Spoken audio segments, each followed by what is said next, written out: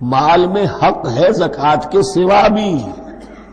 اور اب آپ نے یہ آیت پڑھی، دیکھو اس آیت میں کیا ہے. زکوٰۃ کا تذکرہ بعد میں ہو رہا ہے. وَآتَ الْمَالَ عَلَىٰ حُبِّهِ ذَوِي الْقُرْبَىٰ وَالْيَتَامَىٰ وَالْمَسَاكِينَ وَابْنَ السَّبِيلِ وَالسَّائِلِينَ وَفِي الرِّقَابِ وَأَقَامَ الصَّلَاةَ وَآتَى الزَّكَاةَ. اس کی کیا حکمت ہے کہ ایمان کو تر و تازہ رکھنے کے لیے نماز ہے. اقم الصلاۃ لذکری. اور انسانی ہمدردی میں مال خرچ کرنے کے جذبے کو پروان چڑھانے کے لیے برقرار رکھنے کے لیے زکوٰۃ ہے. اتنا تو دو نا کم سے کم.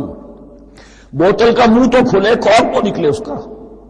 اگر بوتل کا کارک نکل جائے گا تو شاید اس میں سے کچھ شربت اور بھی نکل آئے. تو زکوٰۃ ہے تو کارک کے مانند 2.5% ہے، کیا ہے. لیکن یہ کہ اس سے پھر کچھ اور بھی نکلے گا. جو زکوٰۃ میں نہیں دیتا اس نے کیا کرنا.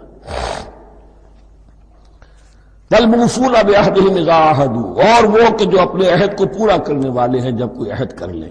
سب سے بڑا عہد اللہ سے کیا، لست بربکم قالوا بلا. پھر عہد شریعت کا ہے کہ جو ہم نے کیا اللہ کے ساتھ. پھر آپس میں جو بھی معاہدے ہو جائیں، اور معاملات انسانی سارے کے سارے معاہدات کی شکل میں. شوہر اور بیوی کا معاملہ بھی ایک معاہدہ ہے. Marriage is a social contract. شوہر کی ذمہ داریاں ہیں، اس کے فرائض ہیں. بیوی کی ذمہ داریاں، اس کے فرائض ہیں. شوہر کے حقوق ہیں، بیوی کے حقوق ہیں. پھر جو بھی امپلائر امپلائی ریلیشن شپ ہے، معاہدہ ہے، کانٹریکٹ ہے. جو ہمارا آپ کا پولیٹیکل سسٹم ہے وہ بھی معاہدوں کے اوپر مبنی ہے. بڑا بزنس جو ہے وہ کانٹریکٹ میں چلتا ہے. تو اگر ایک چیز پیدا ہو جائے کہ جو عہد کر لیا ہے اسے پورا کرنا ہے، تو ساری اسٹریم لائننگ ہو جائے گی تمام معاملات کی. وَالْمُوفُونَ بِعَهْدِهِمْ إِذَا عَاهَدُوا وَالصَّابِرِينَ فِي الْبَأْسَاءِ وَالضَّرَّاءِ وَحِينَ الْبَأْسِ.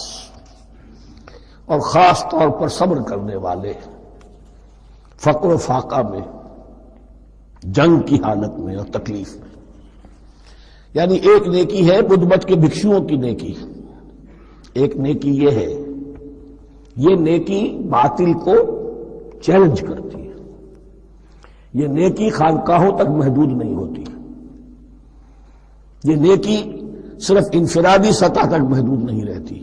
جو نیکی اللہ چاہتا ہے کہ اب باطل کا سر کچلنے کے لیے میدان میں آؤ. اور جب باطل کا سر کچلنے کے لیے میدان میں آؤ گے تو خود بھی تکلیفیں اٹھانی پڑیں گی.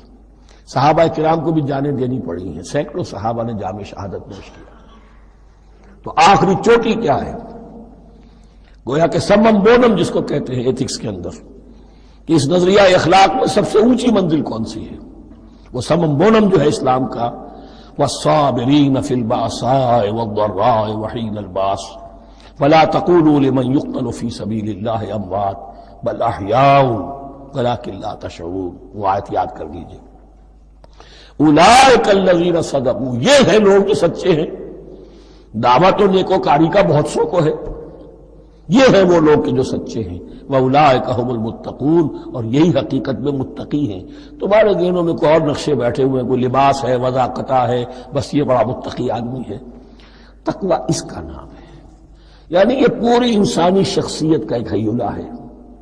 ایک پوری انسانیت کا ایک فرد کا نقشہ کھینچ دیا گیا کیریکٹر کا، جس کے اندر روح ایمان اور خارج میں اس ترتیب کے ساتھ دین کی یہ تقاضے اور نیکی کے یہ مظاہر موجود ہیں. اللہم ربنا اجعلنا منہم، اللہم ربنا اجعلنا منہم. اب اس کے بعد کچھ وہی جو معاملات انسان